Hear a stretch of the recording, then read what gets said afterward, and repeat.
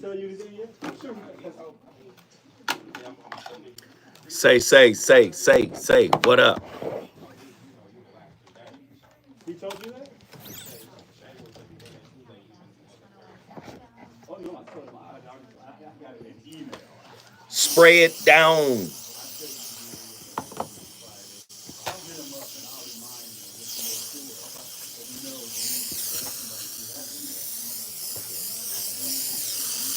Spray it down.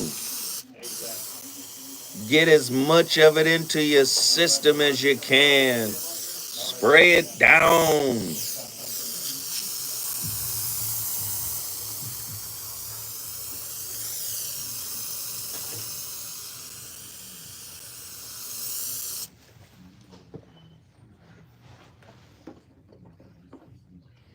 Your discourse that empowers, enlightens, and informs. Follow the leader at KBLA 1580. We've got a lot to talk about. Keep following the leader. Follow the leader. What up? Hey, so I'm calling your show, 'cause I need to know. Show me which way to go before I throw my man out the door. Okay, hold on a second, Keisha. Just let me ask Ronald exactly what's going on, because it takes two to tango, and I need to hear his side of the story.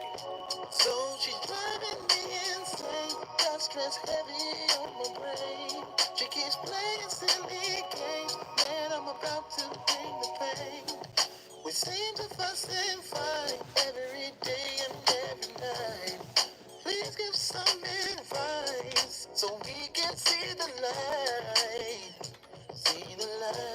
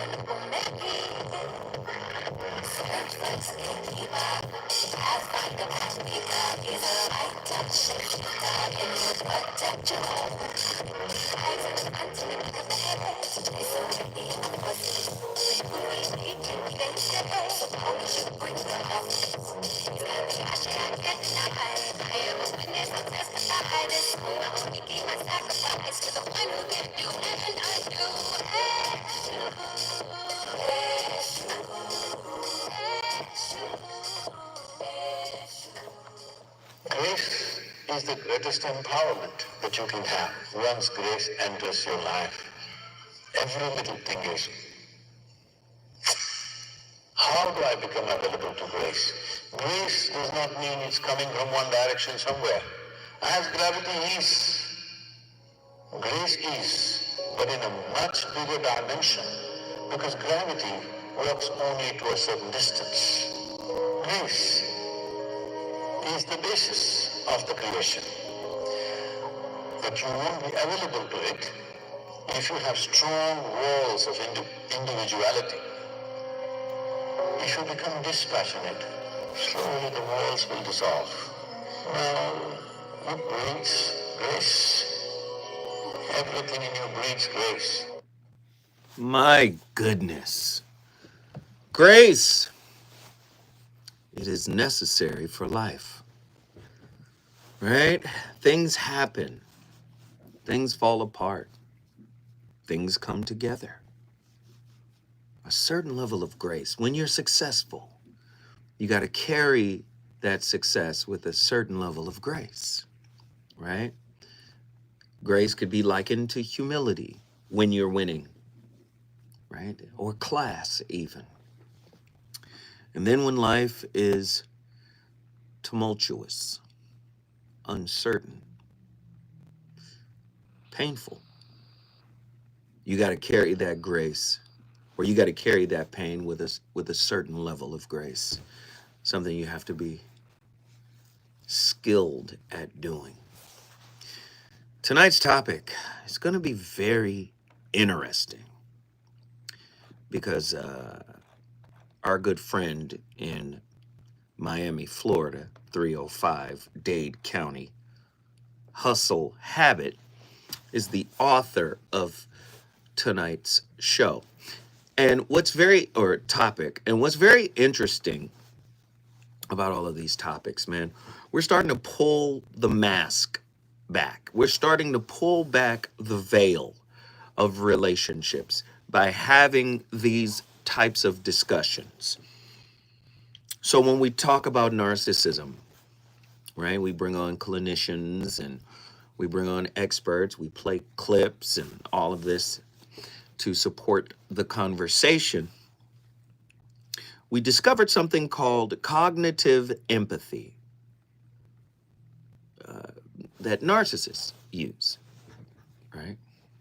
We're not talking about people with narcissistic tendencies, even though I believe this behavior kind of bleeds into that as well.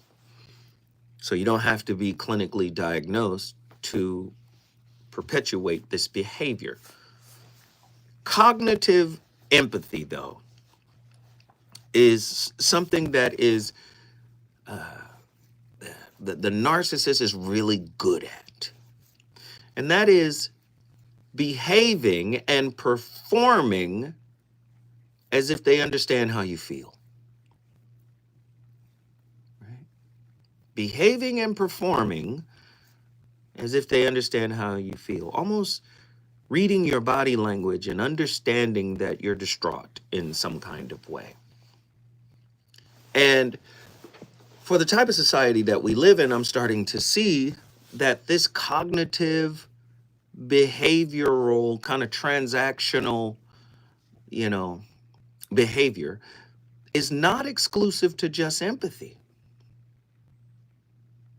It can be applied to grace.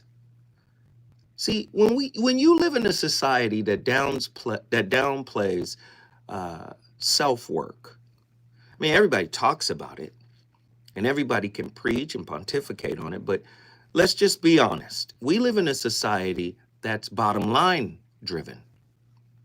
What am I getting out of it? How does this make me better? Like, that is one of the worst statements that, no, how do you make you better? No. Everything is outward, right? Everything is about acquisition. How can you make me better? You hear even, relationship specialists. Do they make you better? The question is, should they? Should you outsource that job to them? My god sister was just in here on Monday, and we did her topic last Thursday, which is the outsourcing of happiness. That's one of the worst statements that I've been hearing is, do they make you better? It's not their job to do that. You're spiritually lazy. You're spiritually lethargic. You want somebody to come in and co-assist your internal work. That's not how it works. So what happens is, because we're like this, qualities like grace become transactional. Tonight's topic, 50 Shades of Grace.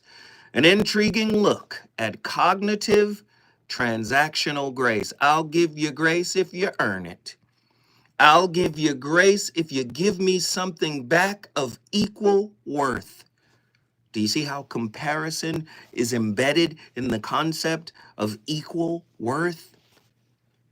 Ooh, the dark side of grace, how narcissists use cognitive grace and empathy to manipulate relationships. Can narcissistic individuals fake grace? A deep dive into how people with narcissistic personality disorder use performative grace as a weapon of social leverage. Ugh.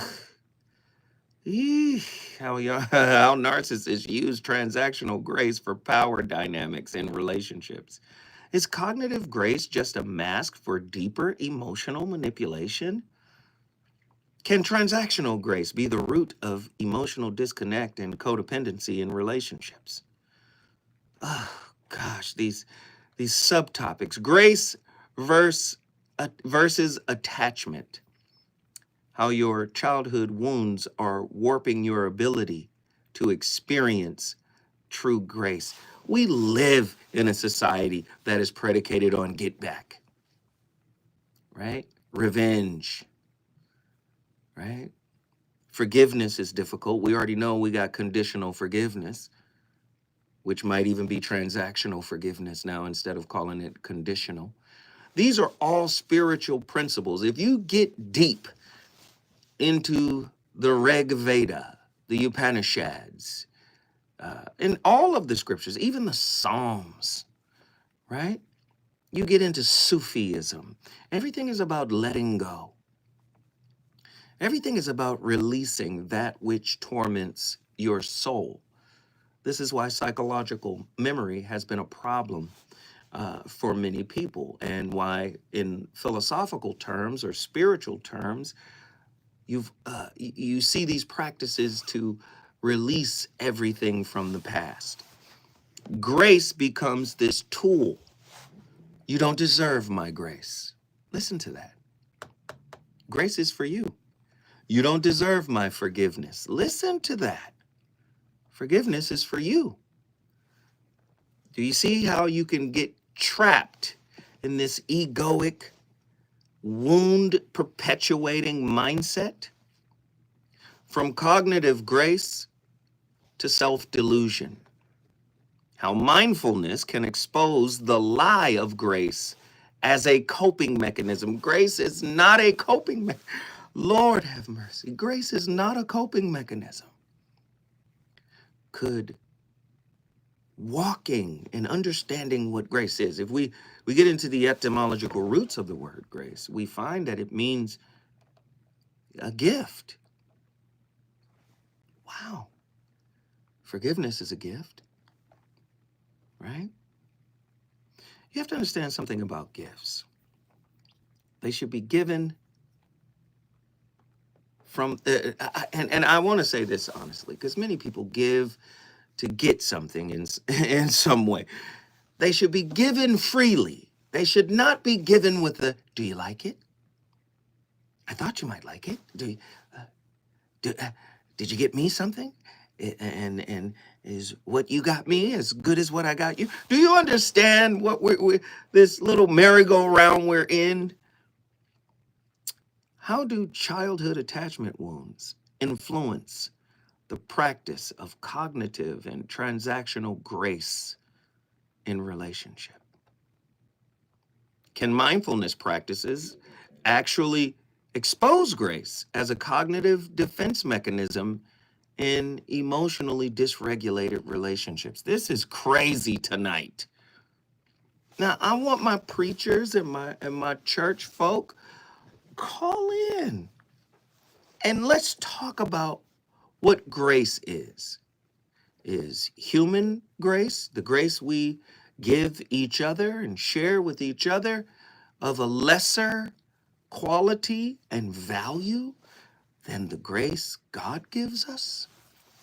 How necessary is grace for being in a relationship with another whip? Work in progress.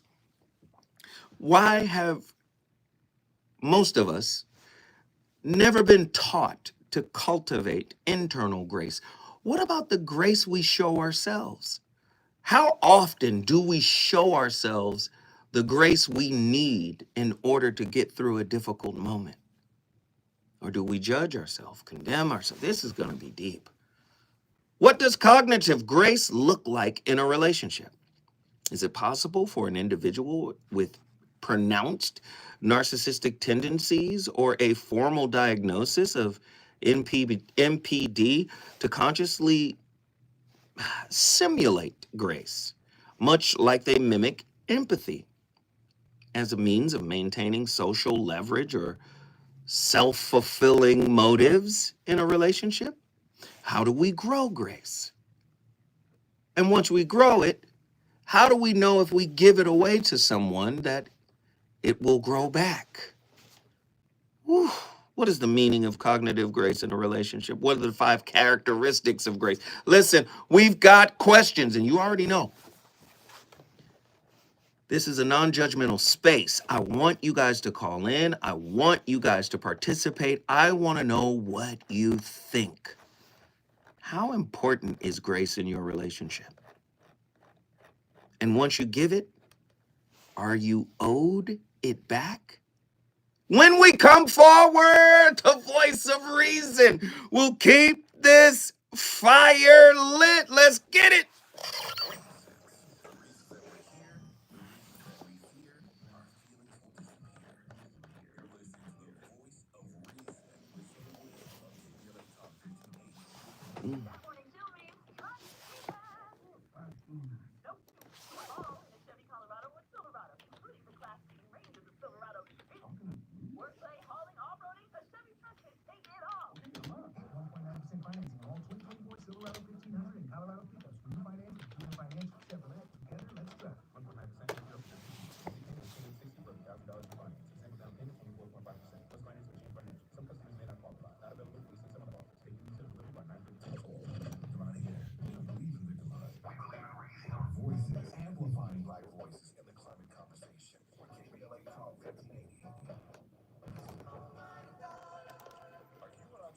What up?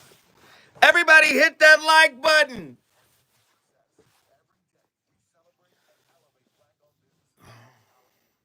Nick is a night.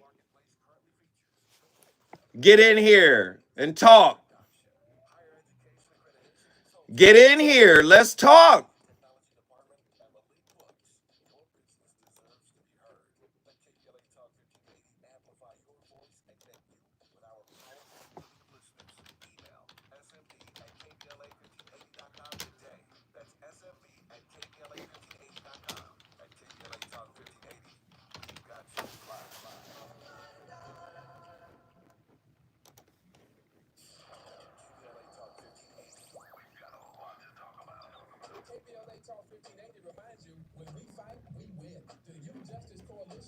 Woo.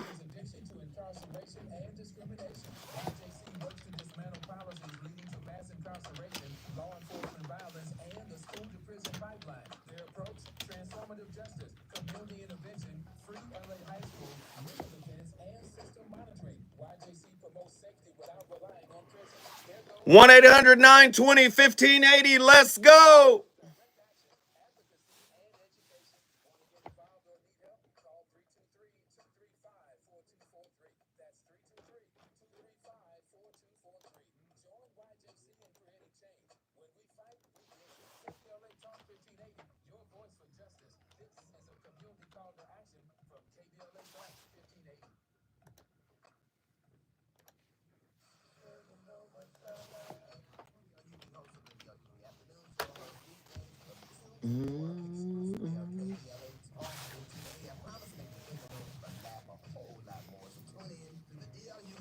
What up? Hey, Hustle, it's your topic tonight. Get in here early. Yes, please hit my Cash App. Show me some grace.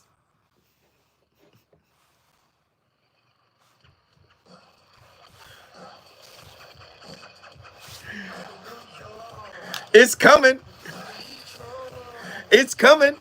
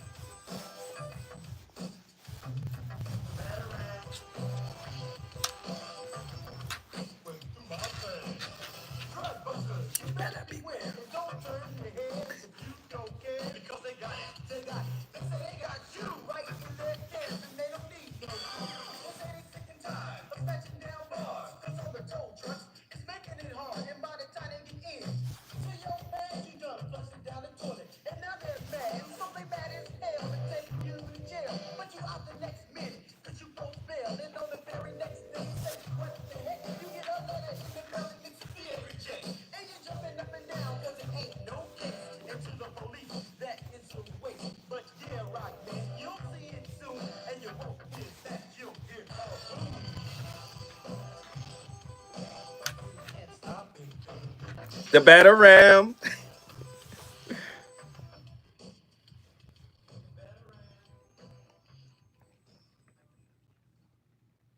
So when we're talking about empathy, and we're talking about narcissists, we know that normally those don't go together at all. They're extreme opposite. They don't have it. They're incapable. It's impossible.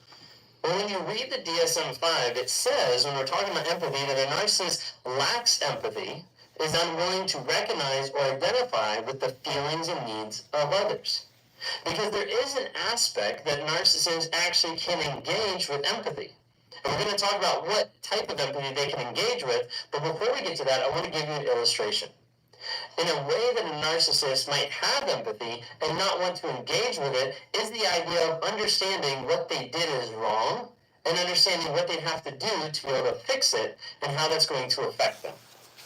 A better example, I do something that is wrong, that hurts my wife. And she's sitting over on the couch and she's distraught, she's upset, she's crying because what I just confessed or what I just said hurt her. So she's over there crying, I'm standing here, I'm looking at her cry, and in my mind I'm like, hey, the right thing would be to go over, apologize, give her a hug, say I'm sorry, you be there for her because I just did something that was hurtful to her. The thing is, if I went across the room and I engaged in that, it would actually validate that her feelings are valid, which they are. If I go across the room and I validate her feelings, then it also means that the reason why she's upset, me, and what I did, is also valid as well. Which in turn comes back to the aspect that I did something wrong, which activates shame, which activates guilt, and goes against the mask that I already have that I'm a good person, so therefore, I can't engage. Therefore, it would be too hard to go through that process and actually admit that I'm wrong, and actually deal with the guilt and the shame that I have.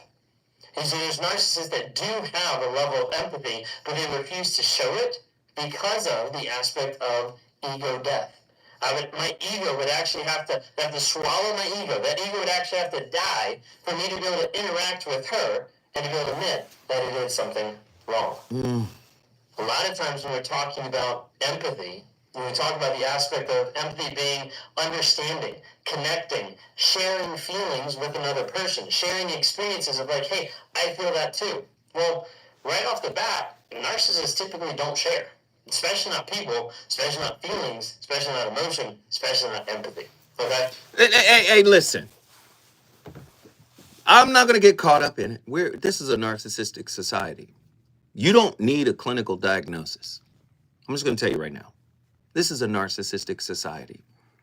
When you live in a society that does not encourage internal exploration, right? You guys have been listening to this show for 2021, 2024, and I've been saying you got to get some self-wins. You got to conquer these demons in yourself. And I've given examples of great mystics and spiritualists, and we quote everybody, Jesus, everybody gets shouted out here. Philosophers, clinicians, psychologists, everybody gets shouted out, right? And I've been giving those examples, right? You got to get some self-wins, right? You don't get the self-wins, you don't know how to be in a relationship. You just really don't know how to be in a relationship. You conquer your weaknesses. It allows you to be less judgmental. Why? Because you've been through it with yourself. That's a heavy way to look at that. I know, but let's go even deeper.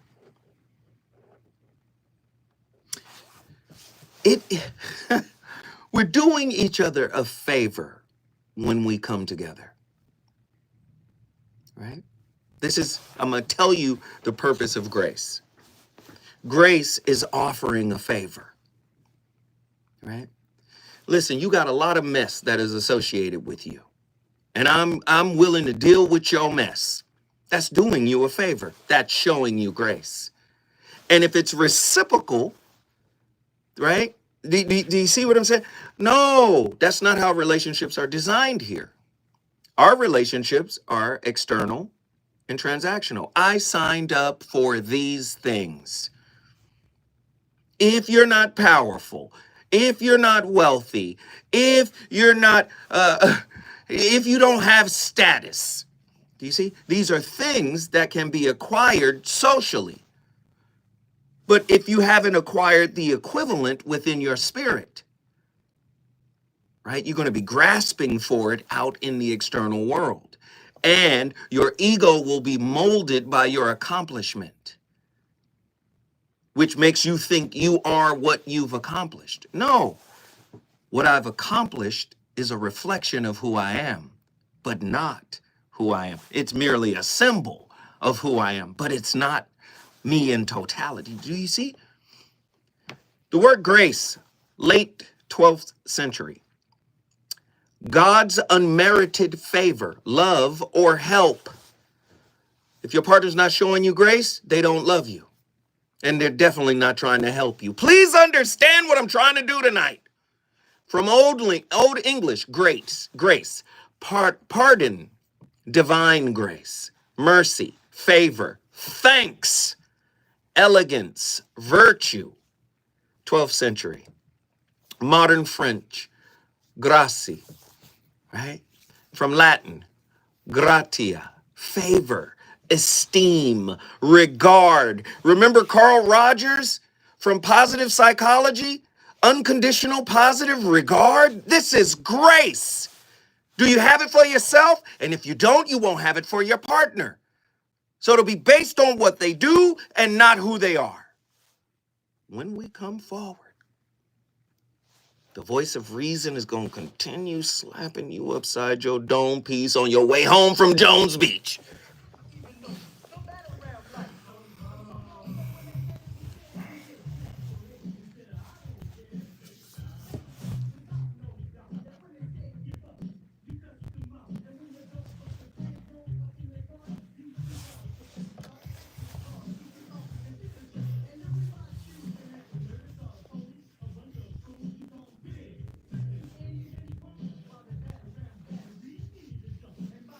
Thank you, Nzinga.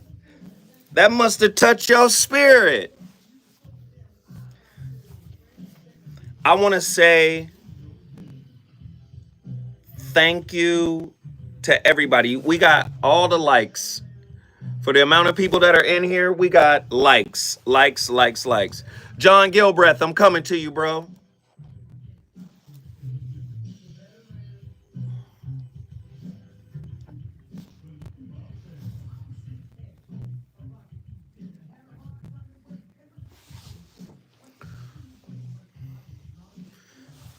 John Gilbreth is on the line. Who else is going to get on the line? Stroke of grace, the merciful death, blow that ends another's suffering. Ooh, an embellishment not essential to the melody or harmony. Ooh, I love that.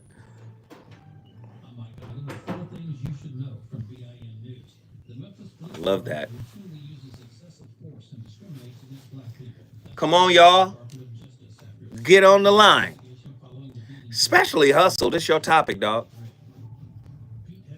President-elect Donald Trump's pick for defense secretary is vowing to stay in the running despite multiple misconduct allegations. A new study shows lead in gasoline has been linked to mental health disorders and looked at blood lead levels in children from 1940 to 2015 and found disorders nationally connected to exposure to lead from car exhaust. General Motors CFO Paul Jacobson says the automaker is ready to shift its strategy of having an all-electric vehicle lineup in the next decade, saying that will depend on President-elect Donald Trump's easing of environmental regulations when he takes office. Get BIN News on Demand 24/7 at BINnews.com. Having the time of your life is more rewarding than ever when you visit any MGM Rewards destination nationwide. Dine, stay, play, and earn on all of it. Details at MGMRewards.com. Subject to earning and redemption limitations applicable to certain purchases and in certain states. JP Morgan Chase is building on the investment in California to help close the racial wealth gap and build a more equitable future. Visit jpmorganchase.com/racial equity and get the tools to help reach your financial goals.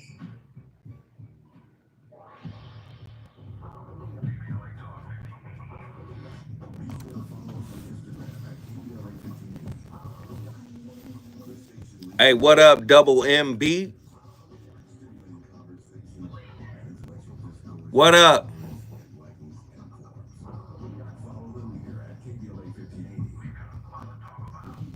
I got you. 4 minutes. Last show of the week. This has been a very powerful week, guys. This has definitely been a very powerful week of shows. Starting with narcissism, the herpes of the mind, behavior, and soul. Crazy. Charles E. Irving Sr. Great seeing you, Zoe. All momentum. Nothing but love. Nothing but love. Very powerful week.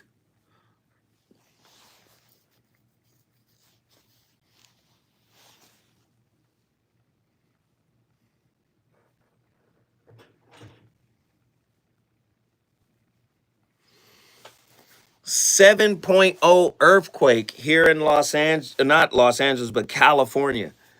People were hitting me up. Thank you for hitting me up. We good out here.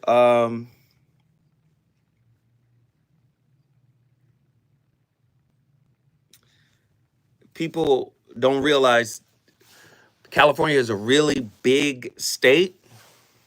It's a really big state. So it was up in the Humboldt County where the legendary weed is at, Humboldt County. It was way up there. That's near San Francisco Bay Area. That's up there.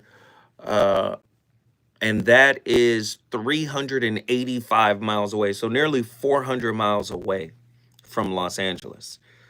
But that's a 7.0 is not a toddler earthquake. That is not a toddler size earthquake. That's an adolescent right there. An adolescent can do damage, you know. No, but I appreciate that's the reason why I'm framing it that way. But I appreciate each and every one of you guys for, hey, Zoe, you good? Heard it was an earthquake. I'm like, hey, thank you. You know, I appreciate everybody. No, well, I think in 89, no, 89, it was like a 7 something. That just, man, but listen, 89, that shit was like San Fernando Valley. Like that's a populated, like it was a mess. That's different.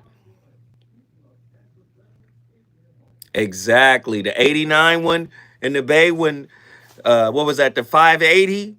The 580 freeway collapsed. Shit. When it gets into the populated areas, that's when, yo, it's a problem. Aftershock can do damage too. Yeah. And usually after a big earthquake, there are hundreds of aftershocks. Most of them are imperceptible, but shit. Earthquakes ain't nothing to play with. I can tell you that for sure. Ain't nothing to play with.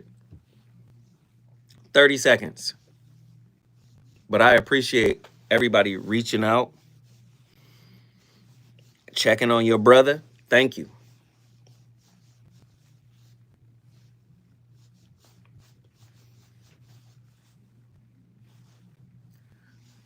Hey.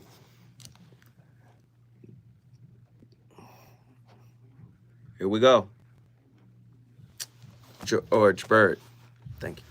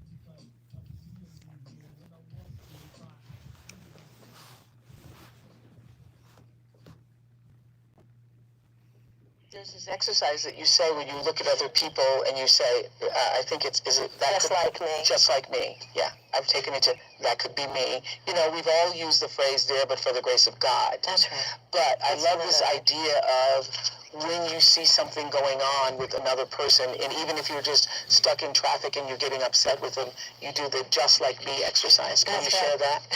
I like that. Well, it's really helpful. You can do it anytime. Like, for instance, sitting and waiting, for anything. You can just look around at people and whether they seem stressed or happy or whatever, you can say, just like me, we are alike. Just like me, that person really wants to be loved. That person doesn't want to suffer.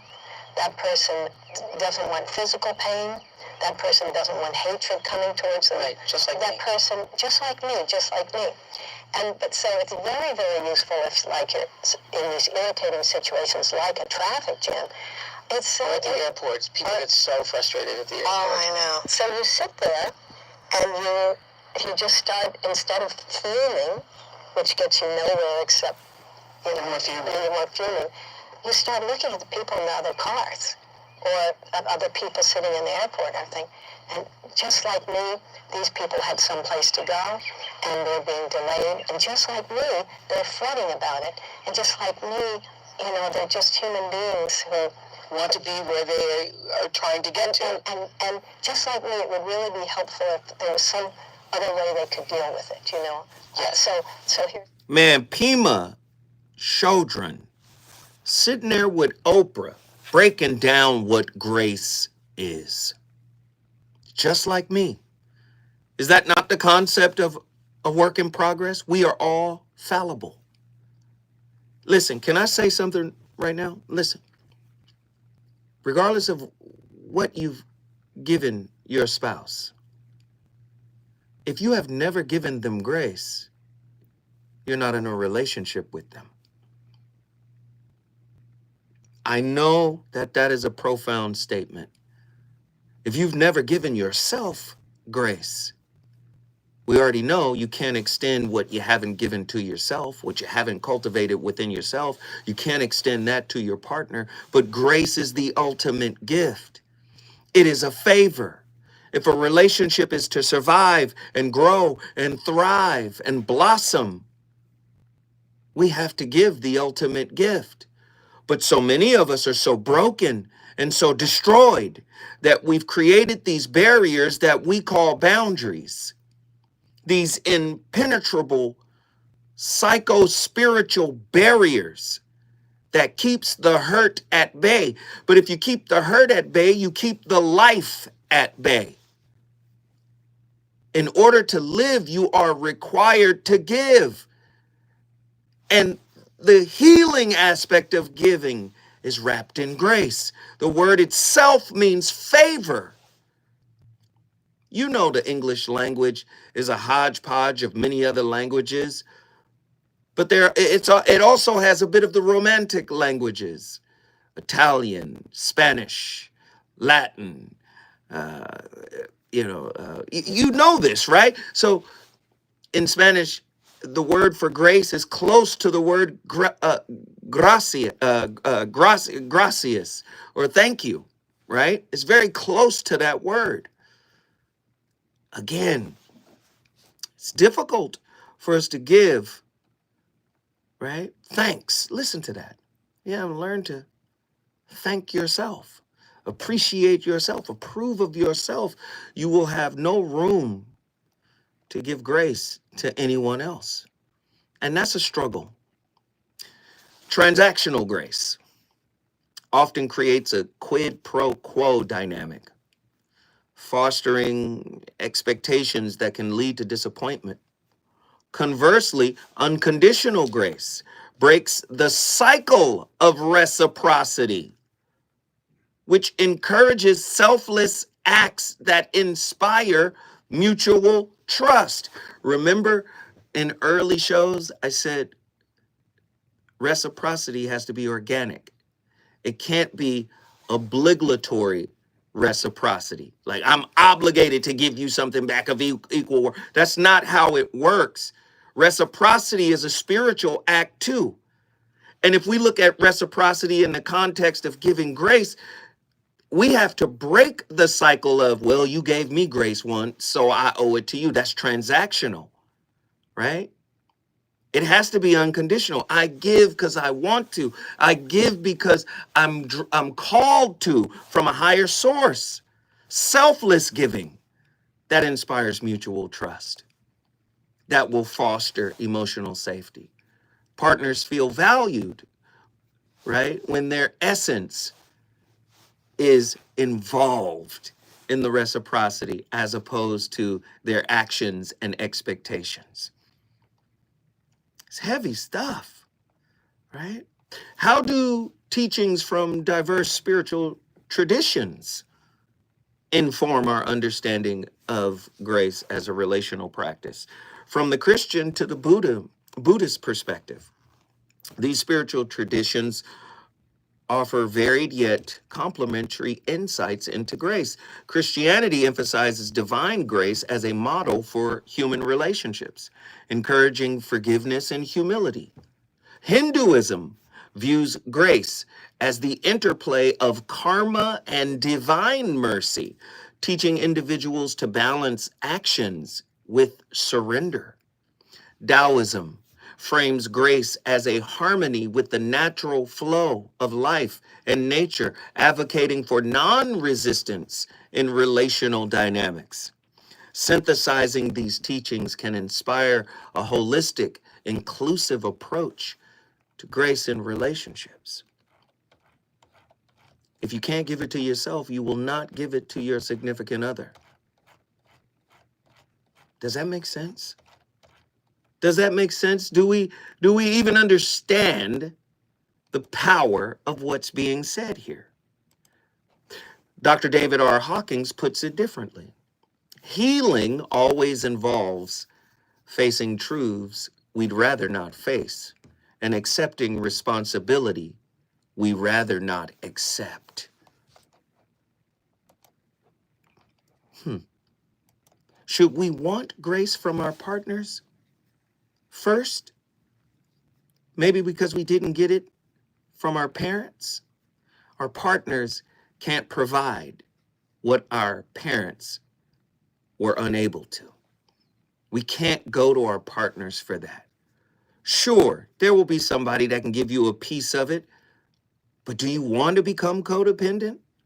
Do you want to become attached to the hole that was put in you, that you modeled in childhood? Do you want that, or do you want to cultivate that within yourself so that you can become a wellspring to others and magnetize others like you into your life?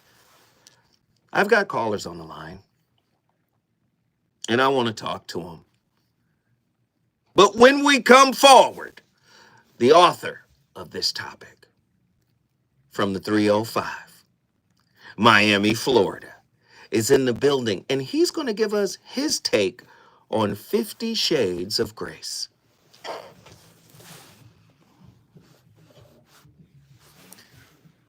Yeah.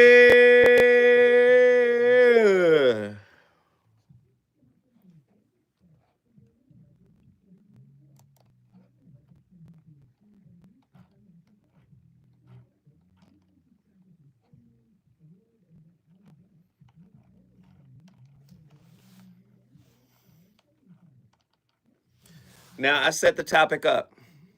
Y'all calling?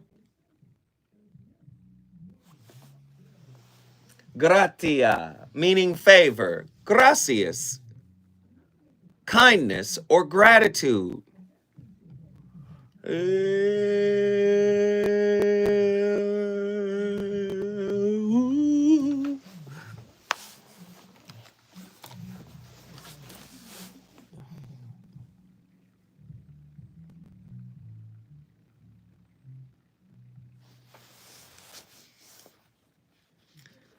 Hey, somebody just hit the super chat, and I want to say thank you to that brother. Can everybody? Oh, George Beard, thank you, man. You're the first and only one so far to hit that super chat, which is located down at the bottom of the chat.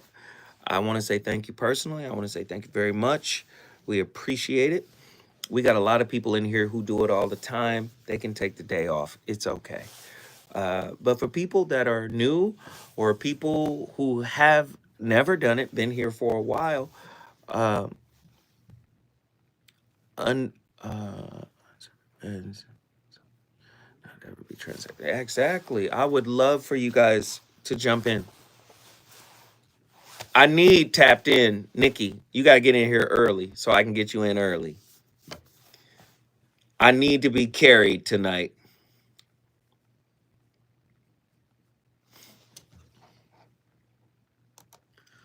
Uh, uh, uh, uh, uh, uh,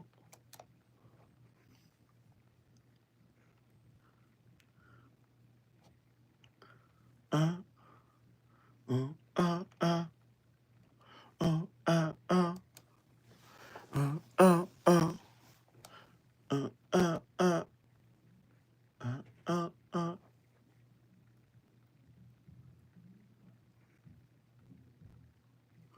Uh, uh, uh, uh. No, dead ass.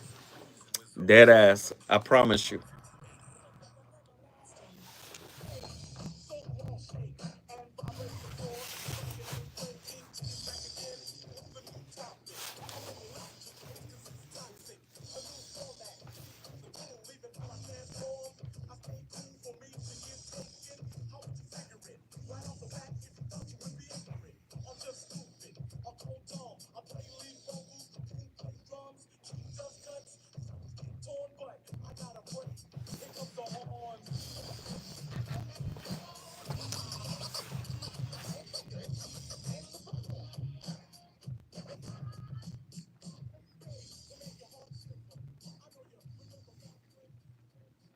And they'll use your compassion as a weapon against you. I mean, we know that the people who suffer from the psychopathologies or manifest the psychopathologies that are associated with quasi-psychopathic trait are very much prone to using victimization as a weapon. So I don't believe that any of the conundrum that we're in at the moment in the West is strictly political. I think what's happened is that the predatory psychopaths have figured out how to cloak themselves in the guise of compassion.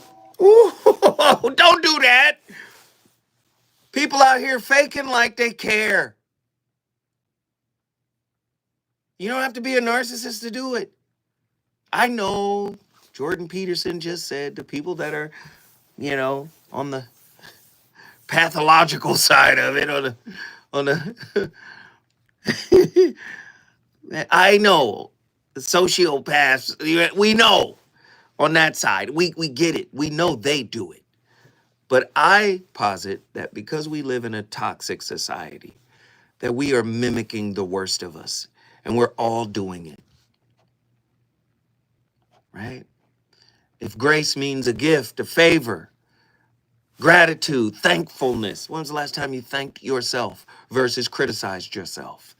Do you see how that toxicity lives in you?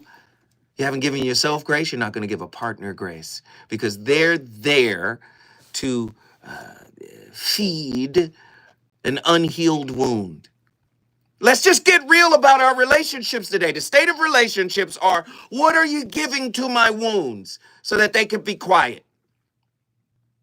That's where relationships are, for the most part. That's not to say there aren't happy people out there. That's not to say there aren't relationships out there that are actually working. But for the most part,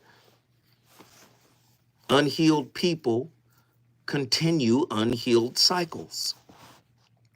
Dr. David R. Hawkins says this: the key to painless growth is humility, which amounts to merely dropping pridefulness and pretense and accepting fallibility as a normal human characteristic of self and others. When was the last? Tell me I'm wrong. How many people in relationships with good people because good people hurt them? I'm not talking about the bad people. But because you're unhealed, you don't know how to stay with somebody that hurt you. Ooh, I know y'all didn't want to hear it put that way. You don't know how to give grace. It would be like losing face to give grace. You'd rather save face than lose face. Right? Oh, I know you didn't. I know you ain't ready to hear it put that way. John, Mountain View, Hawaii. Get in here. Cook with me, brother.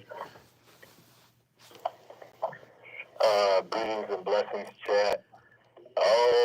Okay.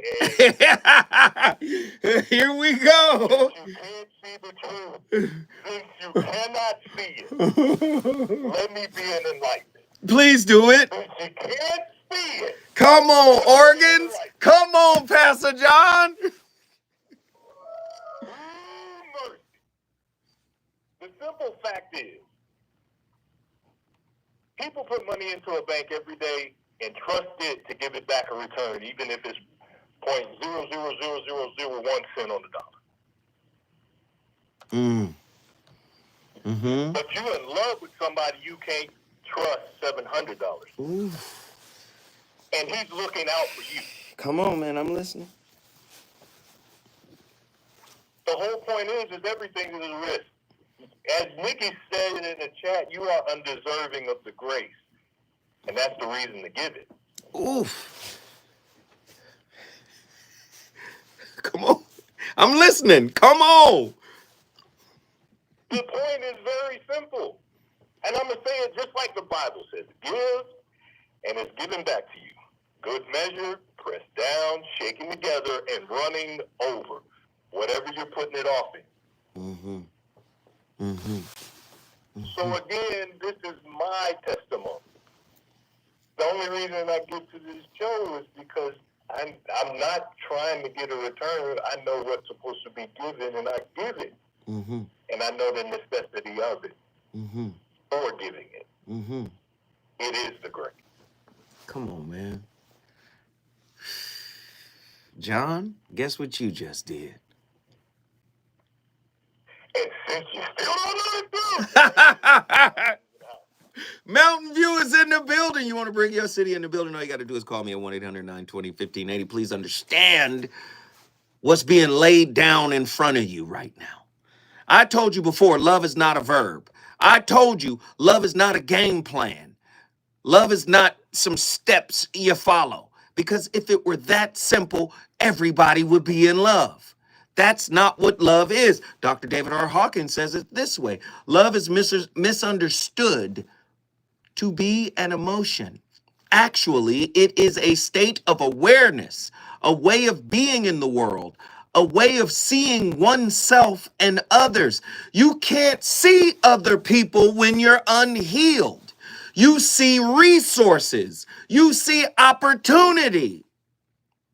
Listen, if I'm fearful, avoidant, or dismissive avoidant, and I know that intimacy and closeness is viewed as danger, I'm going to go with somebody that doesn't have those qualities. Oh, they're avoidant like me. This could work. I get to maintain my independence. I get to stay in my little bubble. Do you see what I'm saying? Are you paying attention to what I'm saying? That's wound protection. That's wound preservation. Do you understand? That's not giving grace to oneself. Listen, if a person is afraid of heights, typically, how do they get them to not be? Huh? They say, well, let's go up here. I'm going to go up there with you. And I'm going to stand with you. And we're just going to take in the moment. And let's see. Typically, they try to get you to do things that will get you out of your comfort zone. That's how you grow spiritually. Right? But what happens to most of us, we identify with dysfunction. It becomes the norm, the coping mechanism that we use to get through each day is the norm. The norm is usually stagnant. The norm is usually consistent. The norm is usually predictable. Do you see? Do you I know people don't want to hear this, man. I'm trying to, let's take it another.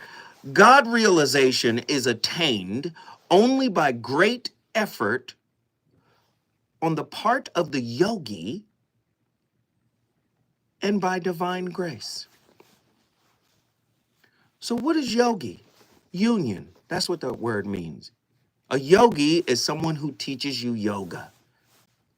And I'm not talking about the people down here on La Cienega. I'm talking about somebody in the Himalayas, right? I'm talking about a real guru, right?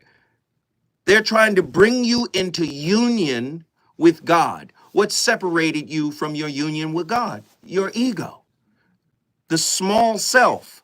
So they're trying to expand you outside of your comfort zone, the comfort zone of self.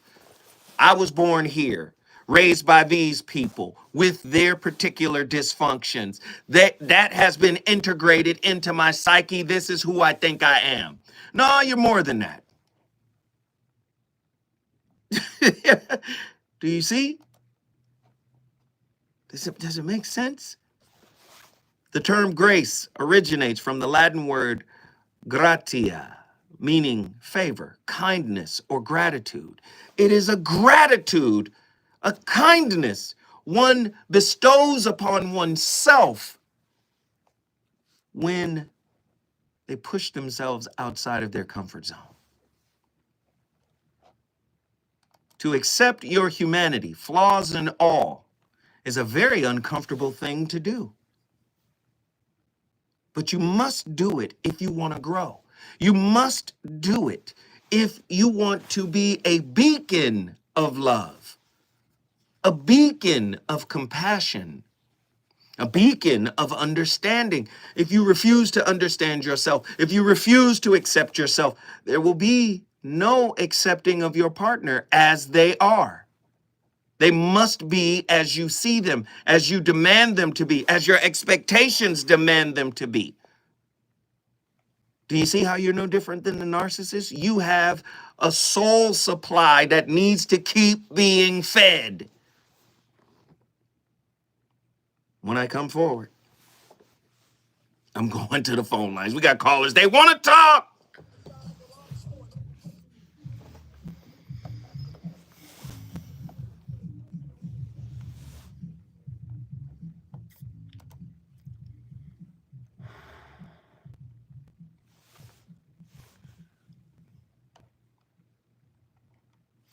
Andy,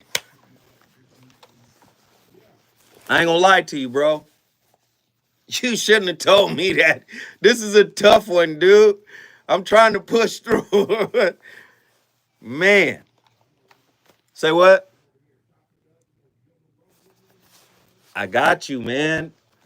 I'm trying to push through.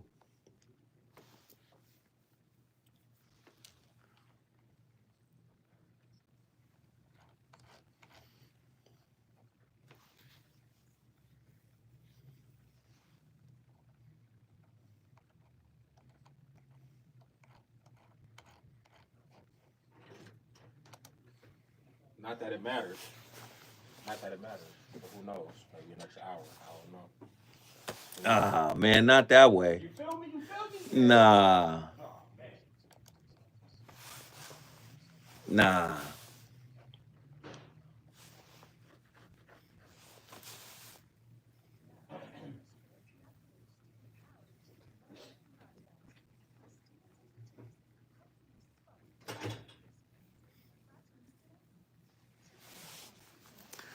What up, yo? I hope everybody is good.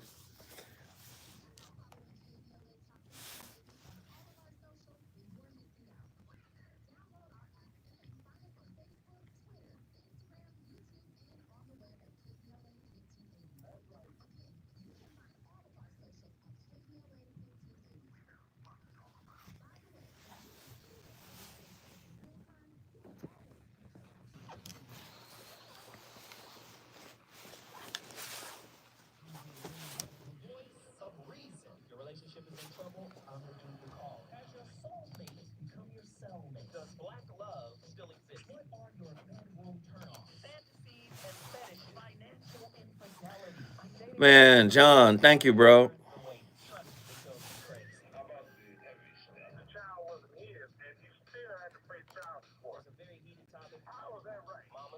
Damn. Thank you, John. Many, many thanks, John. Thank you, bro.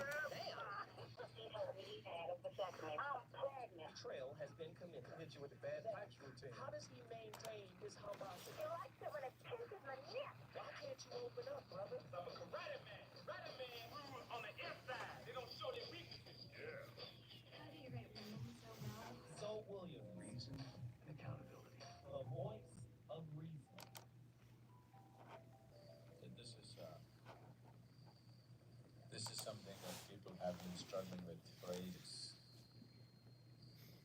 Because these are two different times.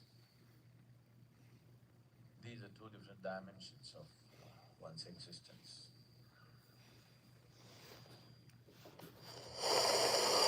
About these two dimensions are about doing something, making something happen, and allowing something to happen to you. These are two different aspects. So now the question is, which is more, which is less? Can I do it all? Or there's nothing I can do, I have to just allow it? If you are capable of just allowing it, that would be very good for you. But if you are the kind who just allows things to happen to you, do not expect people around you to understand anything about you, because they will not understand. People around you cannot understand what it means to allow. Doing is something that they understand. But doing is a limited possibility. And doing is a very laborious process. It's like if I want to bake bread, how much of it do you do? How much of it do you allow? There is an equal proportion of both. If you do not knead it hard enough, if you do not work to load the oven properly, if you do not set the right temperatures, which is all you're doing, it's not going to happen. But if you're not willing to allow, that you're willing to close it and simply sit there like a pregnant woman. Yes, baking, if you do not know how to bake bread, it is as complicated as bearing a child. It's Sadhguru, of course. I'm with him. He's basically saying, when we are present in the now, it is a kindness we bestow upon ourselves. We torture ourselves almost like a masochist when we're constantly looking to the past, to that which was unresolved, to that which we can no longer change. And he's saying, in the moment, as the bread is rising, in the moment, as the breeze comes through the window, we take in the moment as it is, without fear, without trying to change it or sustain it, right? How many people want to sustain a good moment with a significant other because they have a fear that they may not feel that moment again? Do you understand? Many of us will perform, right? Respect, cognitive consideration, cognitive empathy, cognitive understanding, cognitive mutuality. It will be mutual as long as it serves us. Cognitive grace and the complexities of relational dynamics. What does cognitive grace look like in a relationship? Cognitive grace manifests as deliberate intellectual acts of understanding, forgiveness, or compassion in relationships, often devoid of the spontaneous warmth or heartfelt grace that is needed for this bond to enrich itself. All right? For example, an individual might choose to forgive their partner for a perceived slight because they intellectually grasp that it's unintentional, right? Oh, they didn't really mean to do it. Do you see? Even if their emotions lag behind, I'll just forgive her for now because I can sense that she didn't mean it. This form of grace operates as a calculated effort to maintain relational harmony, often motivated by self-awareness or a sense of duty, right? Rather than genuine emotional transcendence. Is it possible for an individual with pronounced narcissistic tendencies or a formal diagnosis of MPD to consciously simulate grace, much like they might mimic empathy as a means of maintaining social leverage or fulfilling self-serving motives? Yes. Individuals with narcissistic tendencies or MPD frequently use performative grace as a strategy. They use empathy as a strategy. They use charm as a strategy. They may exhibit surface level gestures of forgiveness or magnanimity to control perceptions, maintain power dynamics, or reinforce their self-image as virtuous. Such acts serve their ego-driven goals and often lack depth of emotional sincerity.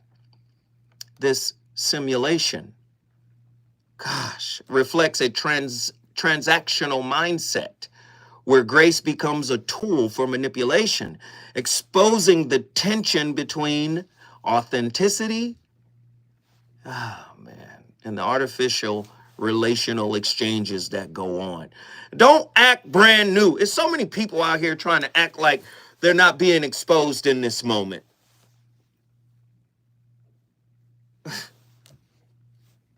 Man, I was talking to a dude the other day, and I was like, yo, bro. Nah, I ain't even gonna say that. I ain't even gonna say what he said. He was talking to a girl, and he told me what she said, and I was like, wow. Wow. How do we grow in grace? Growing in grace requires cultivating self-awareness, empathy for oneself, and emotional intelligence, right? Practices such as mindfulness, journaling, and engaging in honest dialogue helps individuals examine their motivations and reactions. Grace deepens when one learns to balance boundaries with vulnerability. Do you understand what that's saying? Your boundaries must be porous to some degree. Something's got to get in, except the food supply for the wound. We've got our boundaries set up to only let in the wound's favorite meal. Gosh. Man, we got callers on the line. Let me get my folk in here because I'll go off. I've been going off. I'm sorry. Voice of reason. Hustle from Miami, Florida. Your thoughts on the topic you delivered tonight. Hustle Habit, you there? Where you at? Hustle, are you there? 1212. We'll come back to Hustle. We'll come back to Hustle. But we got Nikki from the SIP. Come on, Nikki from the SIP. Speak on it. What are your thoughts on tonight's topic? Brothers are in the town. We got to get off this malnourished diet where we don't really even understand undeserved love, forgiveness, salvation, and protection is how the Bible describes grace. If it's difficult because we can't see it, or we say we can't see it, But I would submit that you can feel it because you know when you're in the presence of it or not. Whether you have received it from another human being or not.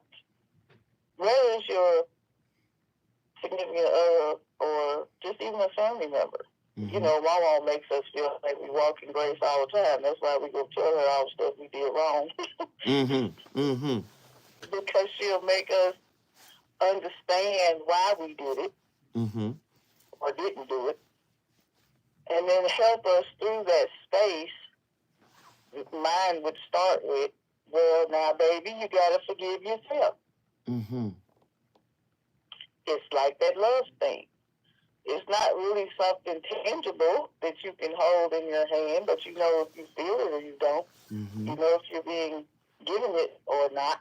And as far as the transaction, how can something we can't deserve or earn even be used as a tool by somebody that's not demonic in some sense? Ooh, don't do that. Come on. That's what I'm thinking. What do you mean? Say more. Say more. No, that's got to be demonic. Because whatever God you serve, walking on the light side,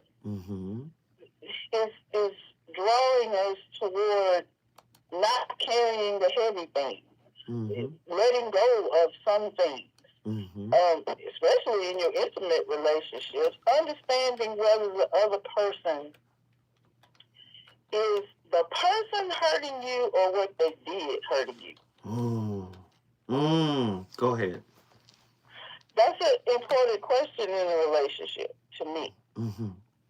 Because sometimes if the significant other is going through whatever they're going through that's causing them to act out of their common behavior, the part of them that loves you and doesn't intend to hurt you, if you can't distinguish whether they are hurting you intentionally or their acts are hurting you, then it will be hard to give and extend grace. Because sometimes it's really not them. You know, it's the stress of some unhealed wound that someone triggered or a circumstance triggered. And maybe they were caught slipping or drifted away from the control. So especially if it's an indiscretion. If we say in our relationships all the way, he's just a dog. Well, does he have dog characteristics, or is this a one of, or did something happen with her that made her do this all of a sudden? There's a difference between you hurting me and your acts hurting me. Maybe we could look at it like grace is an energy, because money is an energy too. It's just we call it money and it's paper and coin. Ooh, grace is a spiritual currency. Yeah. Say more. It's about alignment. When we are properly aligned with whatever God you serve, you're practicing the tenets. They're showing up in your life on the inside of you. And so then that starts to show up in everything in your environment on the outside of you. Okay, in the spirit realm, they don't take money over there, but they do take love over there. That's the currency in the spirit realm. Okay, so grace vibrates on its own frequency, right? So one could look at it in terms of an energy. If I'm not aligned properly internally, I can't even give that vibration to my own self. So it's not going to vibrate out into the universe and then come back to me the same way. No. Somebody said what you're seeking is seeking you. So if you can't even generate the gong, how then can you expect to extend that out?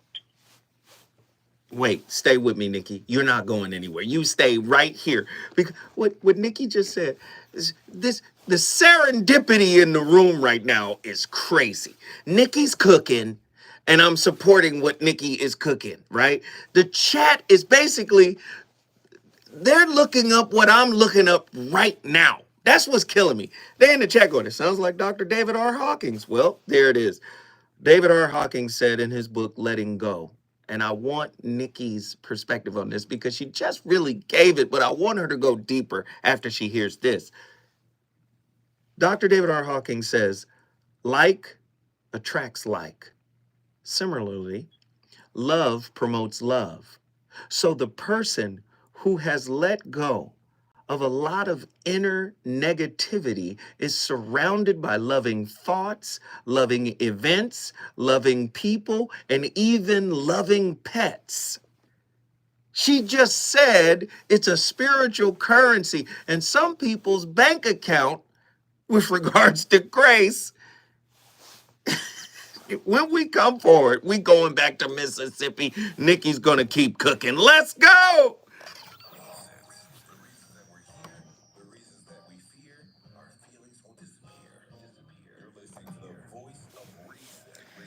Boy, Nikki! Hey. Yo, Nikki wildin'. Nikki is wildin' right now. So listen, it's 41 people. Can I get everybody to go to my Cash App? We haven't gotten a Cash App since yesterday's show. And yesterday's show only got one Cash App from Reggie, good brother Reggie. Can I get everybody who is finding some value in this topic? Because I hope it's making sense. And listen, you guys tell me, Zoe, it's not making sense. Zoe, I'm lost. Zoe, I don't know where you're going with this. Zoe, I hope there's a point here. Zoe, I hope you're gonna wrap this up and bring it home for us. Like, let me know if it's not making sense. But you understand how if there is no grace for self, right? If there's no grace for self, there can be no grace for anybody else. And grace is a lifeblood for being in the relationship with a human being.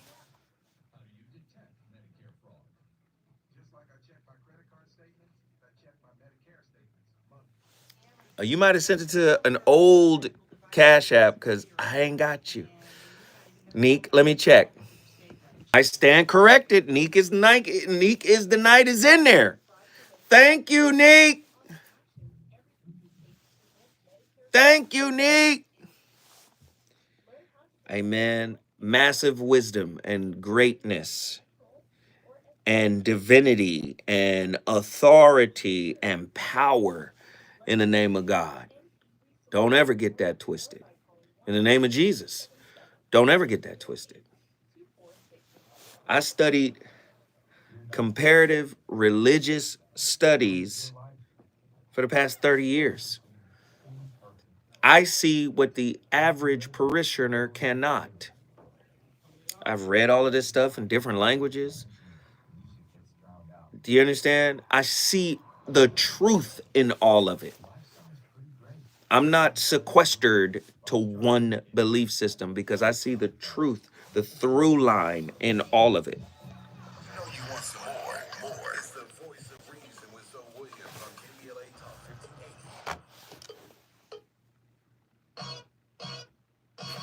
Yo, what's up, Blast Master KRS-One, the Jam? Word. Yo, what up, D-Nice? Yo, what's up, Scott LaRock? Yo, man, we chillin' this funky Red Jam. I want to tell you a little something about us. We're the Boogie Down Production Crew. And due to the fact that no one else out there knew what time it was, we have to tell you a little story about where we come from. South Bronx, the South South Bronx, South Bronx, the South South Bronx, South Bronx, the South South Bronx, South Bronx, the South South Bronx. Many people tell me this style is terrific. It is kind of different, but let's be specific. KRS-One specializing in music. I only use this type of style when I choose it. Party people in the place that be KRS-One attack. You guys dropped off MCA because the rhymes you wrote was whack. So you think that hip-hop had its start out in Queensbridge? If you pop that junk up in the Bronx, you might not live.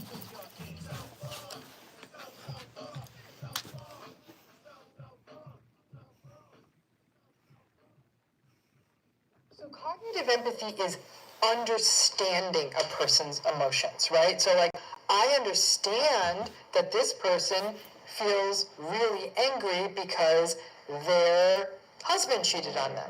I understand that this person feels really resentful because somebody who wasn't as good as them got promoted, right? It's a getting it, right? Understand. You look at a movie, you don't know these people, so you understand why they did what they did. In a way, it's almost not only it's understanding feelings, maybe even understanding motivations, but it's like a kind of a getting it. It's a very intellectual kind of approach to empathy. And the problem with cognitive empathy, to me, is for too many people, it sort of passes for empathy, right? To me, it's intellectual, right? And I think people fall for it. But they said they get how I feel. I'm like, now like, show me how that's got to be backed up with some emotion. And that's where we get into emotional empathy, which is really sort of entering a feeling space like,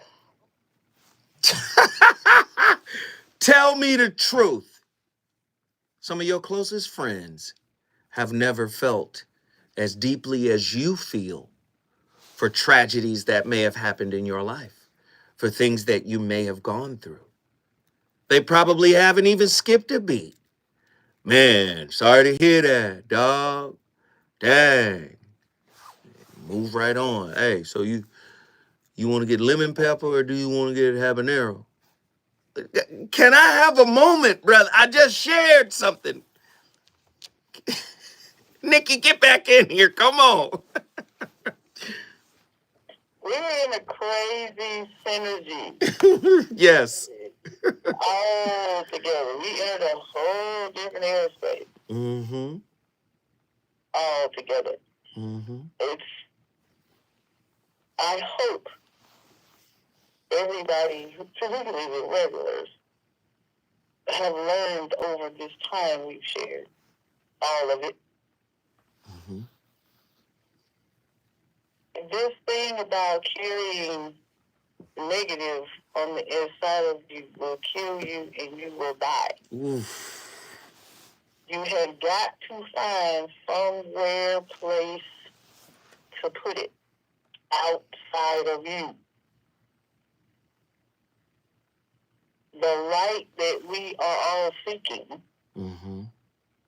cannot continue to exist if you're carrying the dark parts on the inside of you. Mm. To elevate to a place where grace isn't thought of as transactional, it doesn't even occur to you that way. Kind of like love just is. It's not dependent on anything else. It just is. Mm-hmm. Most people are pretty good at beating themselves up for indiscretions, whatever they are. Mm-hmm. Mm-hmm. So we don't need help hurting other folks when they already hurt. But you can't rise to the space of even creating the safe space for your intimate partner if you can't let the light in you. Nikki.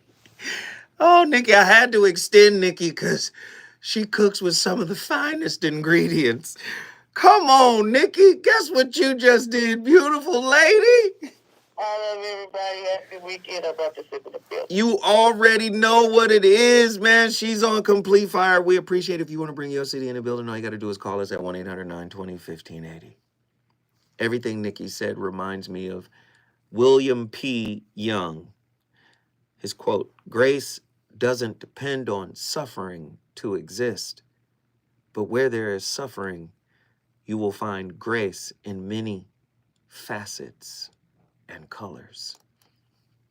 Do you see? Wisdom and the wound go hand in hand.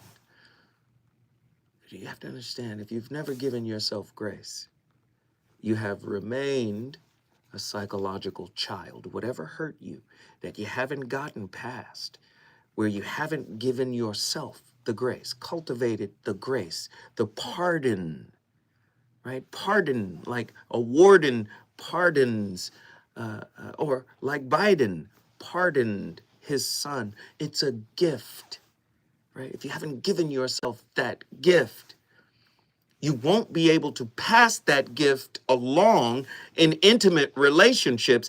And it is essential that you learn how to give that gift in particular, because that's how relationships continue to grow and heal and expand and bond and nourish each other, right? We got to stop,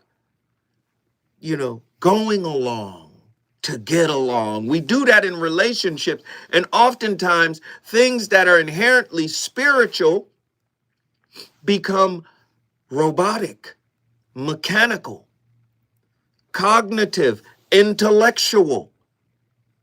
What is the meaning of cognitive grace in a relationship? Cognitive grace is in a relationship refers to intentional acts of understanding, compassion, or forgiveness that stem from intellectual reasoning rather than emotional resonance.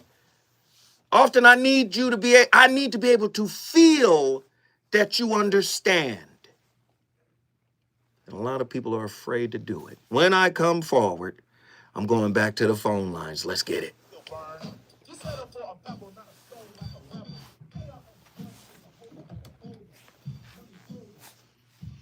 You want a fresh style? Let me show you.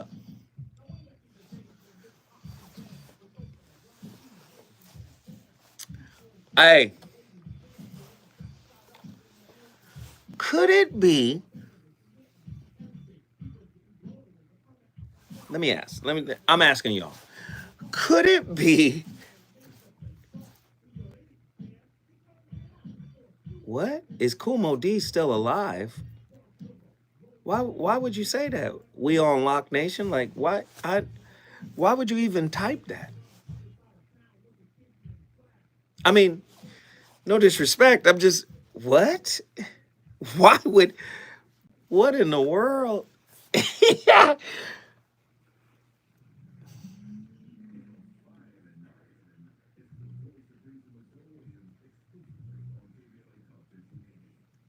Like, I just talked to Kumo D yesterday. Like, but why is he still alive?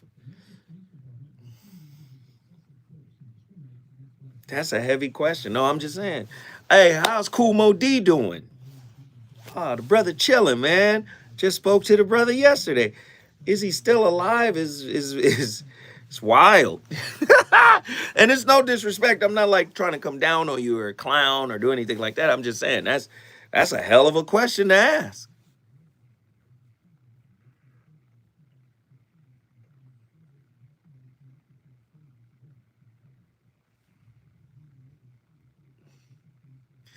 What is an example of grace in the way I'm handling the question?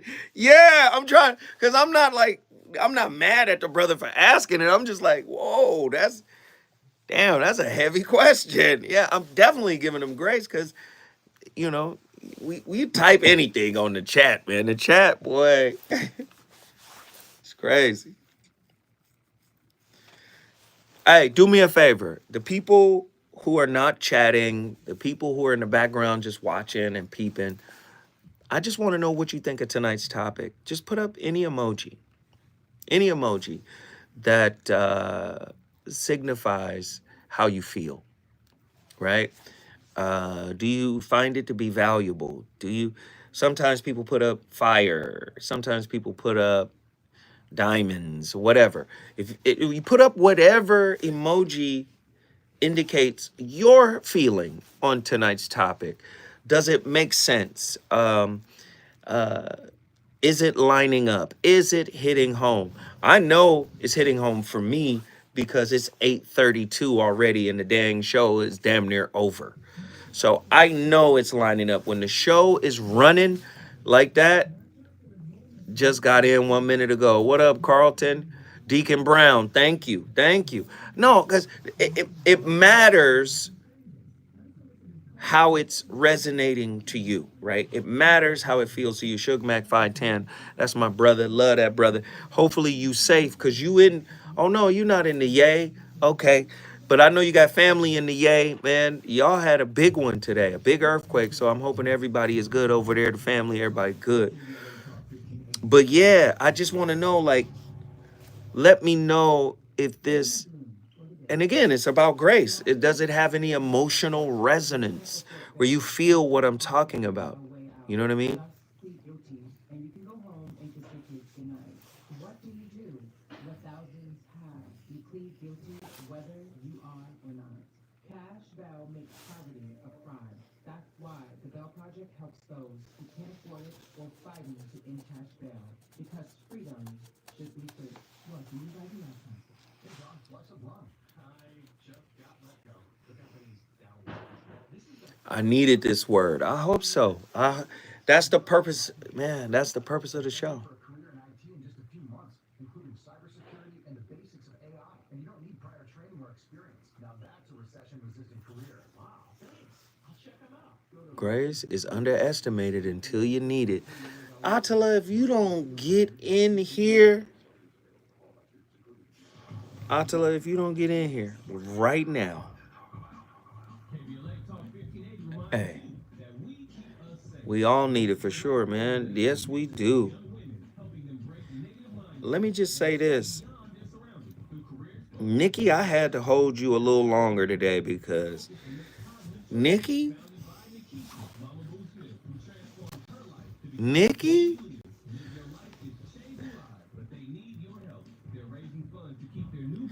could it be possible that this week of shows have all been one of them ones? That's what I wanted to ask y'all. This week of shows, have all of these shows been one of them ones? I just want to know from y'all. Grace is God, but a lot of people don't have it, but act like they do or deserve it.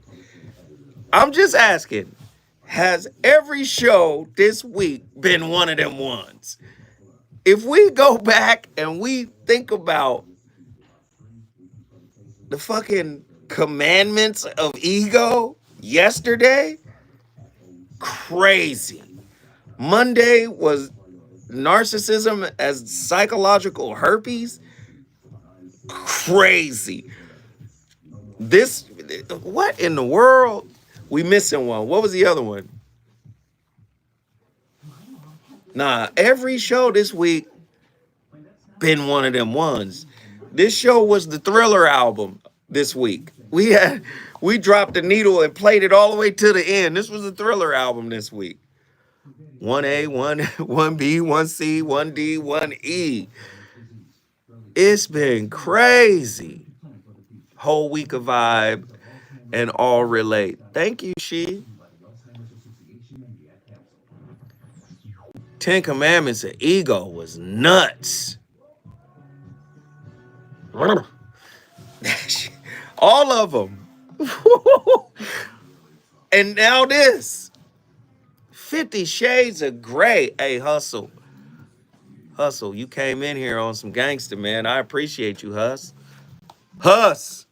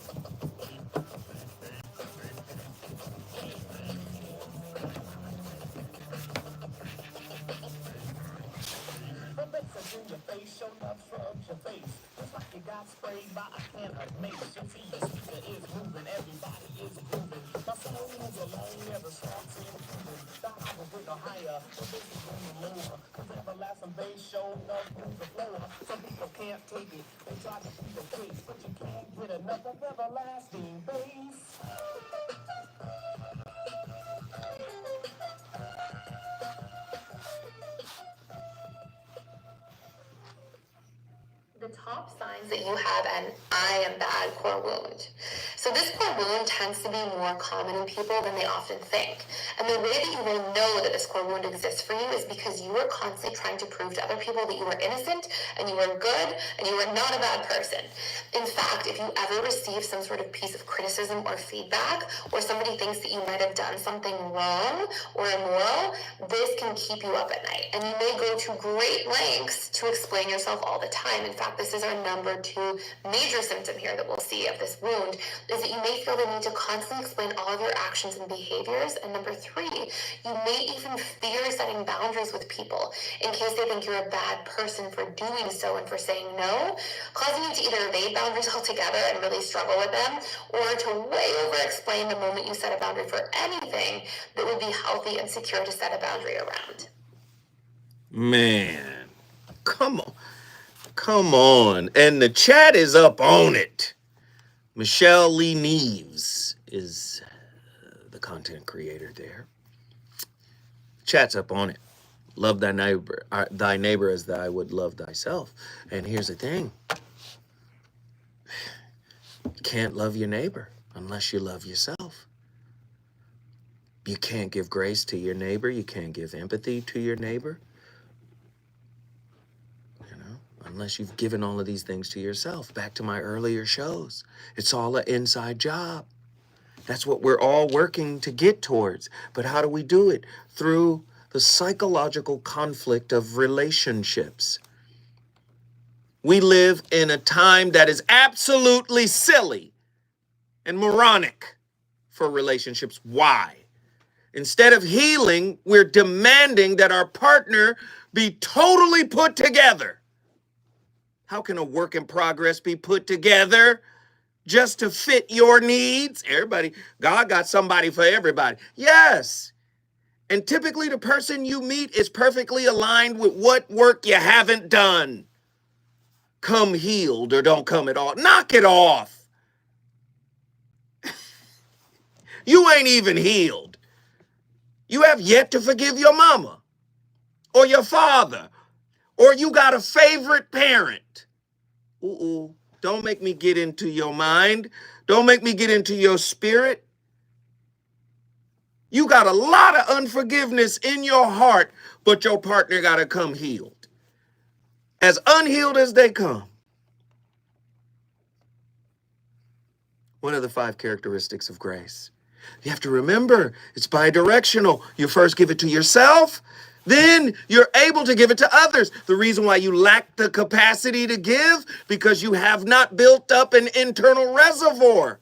You haven't discovered the spiritual fountain of youth that connects you to God, that connects you to source. This is what Christ is talking about in all of the New Testament. He is talking about you are one with the source, man. What are you talking about? He's literally saying that. I myself can do none of this. All my stuff comes through the power of God, the Father. He says this. But he also says, guess what? For those who believe on me, I give you the power to do even greater things than I. He quotes Psalms 82:6 in the book of John. Nah, we throwing stones at you because you say you are God. He says, wait a minute, isn't it written in your law that I have said ye are gods? And if the word came from God, then how can the word be broken? What? Oh, that's God with a little g. There are no case letters in Hebrew. Stop it. Stop. He's trying to teach you to live and manifest as him. He also said his disciples were fools and slow of heart. You still don't get it. I asked you not to go to sleep in the Garden of Gethsemane. I asked you to stay awake so you could see something. No, let's go to sleep. Do you get what I'm saying? You get so close to the source that you take it for granted. Do you understand? Oh, Jesus is the homie. We fish together all the time. You forget what he is because he appears as you. Oh, Lord. Many great things I have done, but he can't do no great things at home. Why? Because that's Jesus. That's my cousin. Jesus, go wash the dishes, man.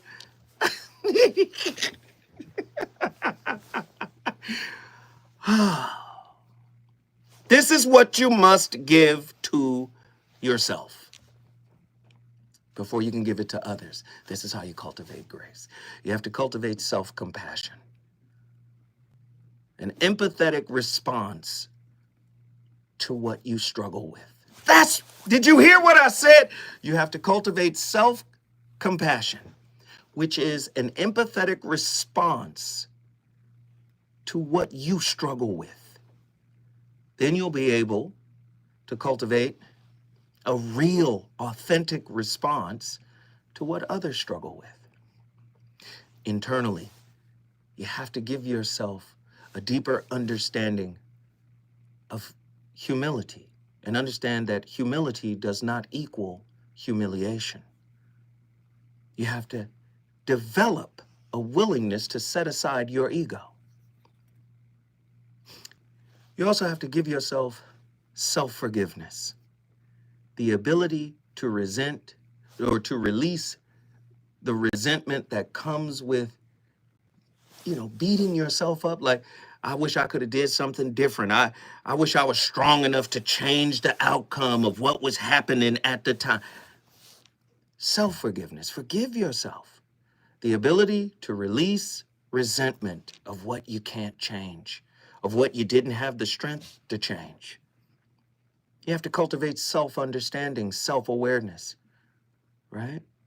Once you understand the origin of who you are, where you came from, what you are, how it came about, right? And you accept it without judgment, being able to see yourself, right? Without judgment, right? Then you'll be able to give this to others. What will you be able to give to others? A cognitive effort to see another person's perspective. I can see what you're saying. I can hear, I can listen actively and accept the different perspective that is coming to me. Then you cultivate self-generosity, the offering of emotional or tangible resources without expectations of reciprocity. What do you mean? Give to yourself. You know what? I work myself to the bone. I judge myself. I may even withhold from giving to myself, almost like austerity. No. Give yourself a moment. Treat yourself. Love on yourself. And then you'll be able to give freely to others without a silent form of recompense. I gave you something. I did something for you. I went out of my way to show you that I care. You got to give it back. Do you understand what I'm saying? Does that make sense? Right? Because otherwise, it'll be performative. Performative is really just sitting in the cut, waiting for a positive response for what you did for somebody else. That's validation. That's the worthiness wound. They like what I did, huh? Yeah, that means that I got them. That means that, what I did is what brought them in. If that's the case, you really don't have them. Hustle. Miami, Florida, I hope you're ready, man. What are your thoughts on tonight's topic? Yeah, I apologize for missing the first call. Please allow me some grace. That's your topic. Okay, Hustle. Yeah, now, your payment is you got to wait until we come forward. When we come forward, we going back to the 305 to talk to our brother Hustle.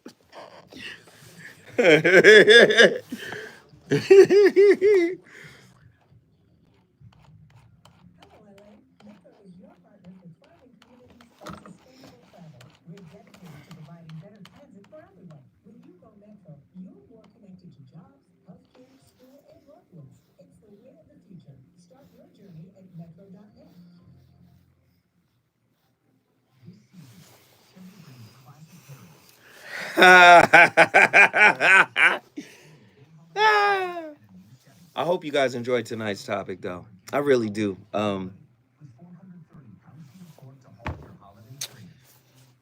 this has been it's been a hard topic to get through. It really has. It has been a difficult topic to get through.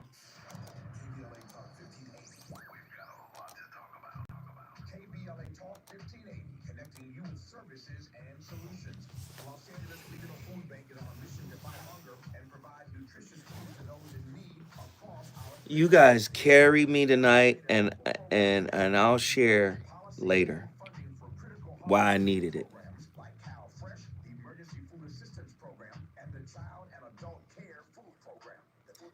See, I'm gonna say this. You never tell a radio personality some heavy shit before they go on the air. You know who taught me that?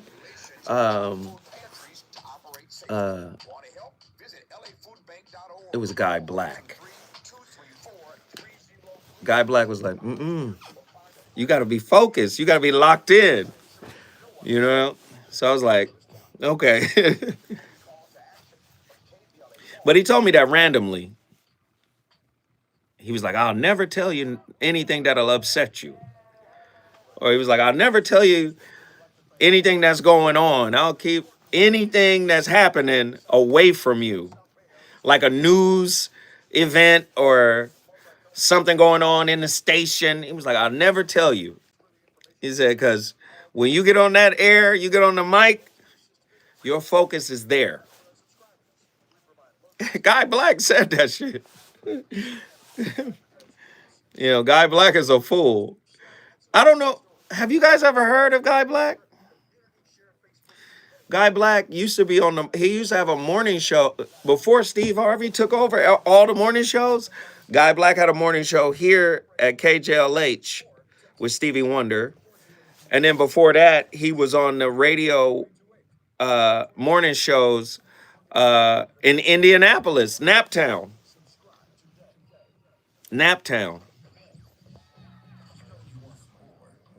So, and then he went over to the Foxhole with us.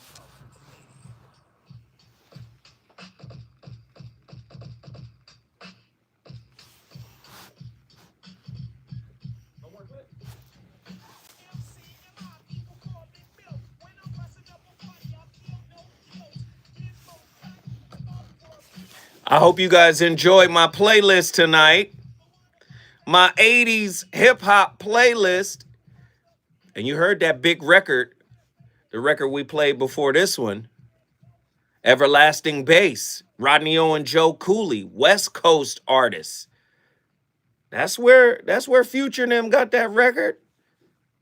I said Future and them. I'm from Chattanooga. That's where Future and them got it. With the highlight being Kendrick on the song. That's how all this started. But yeah, man, you already know my playlist is my co-host. I really appreciate everybody for tuning in and tapping in, but I want to get in the author of tonight's topic. This is my brother, Hustle from Miami. Hustle, what are your thoughts on tonight's topic, my friend?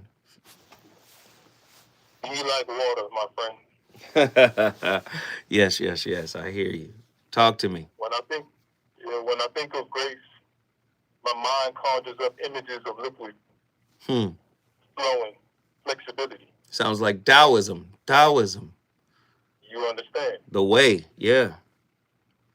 Now, the reason I say liquid and not water is because liquid have different boiling points. Depending on what they're made of. You understand? When you're dealing with a person, just like liquid, you have to understand what that person is made of and what it takes to push them over the edge. Different boiling points. If you take liquid and you put it in a container that is too small, it will build pressure. Right?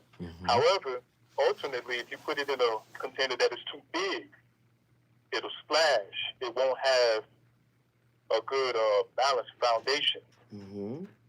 You understand? I'm talking about spirit. I'm talking a little metaphysical. I want you to roll with me. I hear you. I'm rolling with you. Go ahead, man. Go ahead. You ain't got to announce. I already know what you're doing. That's why I'm giving you the floor. Go ahead, man. So I like my women to have a similar flow, right? Keep going. The ever-living water. You talk about Christ just a moment ago. Mm-hmm. He spoke about that ever-living water that flows from within, that has no limit. Mm-hmm. Sometimes it may gush, it may go down to a trickle. However, as long as it never gets stagnant, Mm-hmm. Mm-hmm. that's what a woman is to me. Okay. The sign of life is flexibility. I like that. So all ladies in the Los Angeles and Miami-Dade County areas within the sound of my voice, if you are a Pisces, Cancer, or Scorpio, Hustle is taking applications. His Instagram is, man, if you don't knock it off, I hear no, I love it, brother. We didn't ask what kind of woman you wanted, man. We talk about grace. Are you saying your woman got to have grace for you, man? What we doing? 100%.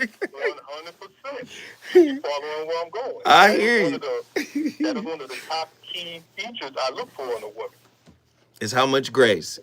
Now, a woman might take that and flip it back and say, you looking for how much I could tolerate your mess. Then what you got for that? Tolerate my mess.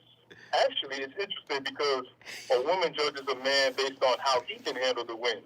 Ooh, keep going, Hustle. I'm riding with you. I'm just playing devil's advocate. Keep going. I mean, when we talk about structure, foundation, we talk about, even discipline has a certain level of rigidity to it. Uh-huh. And these are the key values that women tend to look for in a feminine space. So why would I look for myself in a woman? Hustle. Now listen, Hustle. I love you, Hustle. You a nephew of mine. I got you by a few years. You a nephew of mine. Hustle. What I won't do and what I will not tolerate, Hustle, is you coming in here recontextualizing a beautiful topic into your woman resume. You in here trying to lay out your criteria for the perfect woman. That ain't this topic, Hustle. And you created this topic, man. Hold on, guys. You was just speaking about Christ's principles. Aren't we supposed to speak it into existence, my brother? Okay, don't use my airwaves to serve your selfish needs. We talking all this spiritual talk you calling here, you trying to use these airwaves to call her into your life. I will not have it, brother. Get on one of them Plenty of Fish sites. Get on one of them sites and do this, Hustle. Don't do this here, man. This your topic, brother. Listen, I let the universe flow to me as I say. Hustle, guess what you just did? You just called your woman into your life. I love it, Hustle. Hey, Dade County in the building. We appreciate the call. Thank you so much, Hustle, for tonight's topic. We're going to change his name to MC Hijack. He come in and be like, see, let me clean up what you said, and then start talking about something totally different. I loved every moment of it, Hustle. Keep doing what you do, man. I love it. And thank you for tonight's topic because it was quite powerful, in my estimation. It was quite powerful. But let me go back. Those 5 points, the 5 characteristics of grace, self-compassion, self-humility, humility from within so that you can emanate humility. So other people will know this is not, a grandiose, arrogant, disrespectful kind of person. This is a person who is truly humbled, for being here, for experiencing, these exchanges. And I think oftentimes we lack humility to such a great degree because we're empty on the inside, right? We're trying to get people places and things into our memory banks so we can feel good about ourselves. So humility is a big piece, especially internally, a willingness to set aside the ego. That is important. So you had compassion, self-compassion, humility, self-forgiveness. That's important. And then this understanding of self, which we call self-awareness. Carl Jung would go even deeper and talk about the individuation of the self, where you combine the shadow with the mask you wear. And then there's generosity. You have to remember cognitive and performative grace represents efforts to extend compassion or forgiveness that stem from the mind or that come from external performance rather than from the heart. I'm doing this because it must be done so you can think that I'm on board. It's like relationship management at a superficial level. These forms of grace may reflect self-preservation or an adherence to social norms. Their deeper meaning lies in their potential to catalyze transformation. Like, this is what we want to do. We want to change as people, but we can't do that if we're always protecting a wound, right? If we can't get to authentic self-reflection, we'll always be protecting the wound, and all of our actions will be based on pretense. You know, it's important that we understand we have to be real in every moment of our relationship. And I know it's a struggle. I haven't been real in every moment of my relationships throughout my life. And I'm growing and I'm understanding the importance of that. Let's do it as a collective. Listen, I started the show and the topic. I'm gonna need you to finish it. Zoe Williams, the voice of reason. I'm out. I'm about to bounce like bad checks. I'll see y'all next week with another set of slappers.